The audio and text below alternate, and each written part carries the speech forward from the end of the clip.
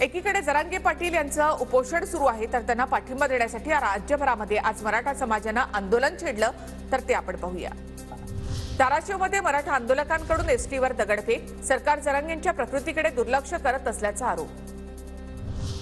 जरांगेंच्या समर्थनार्थ संभाजीनगरमधील वैजापूर, गंगापूर, कन्नड, सोयगाव तालुके बंद, लासूर, गोळेगाव, पळशी, पिशोर या मोठ्या बाजारपेठांमध्ये सुद्धा शुकशुकाट। अहमदनगरमध्ये मराठा समाजाकडून बंद पुकारत मोर्चाचं आयोजन, मराठा आरक्षणाच्या अधिसूचनेचं कायद्यामध्ये रूपांतर करण्याची मागणी।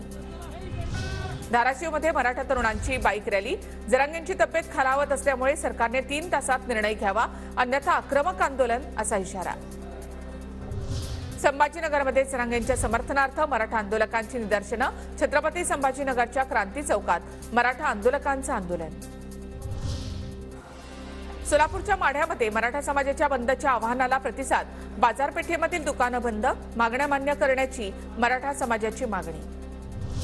मराठा आरक्षणाच्या मागणीसाठी आज लातूर बंदची हाक, शहरातील मुख्य बाजारपेठा व्यापाऱ्यांनी बंद ठेवल्या, मनोज जरांगे पाटलांच्या उपोषणाला मराठा समाजाचा पाठिंबा।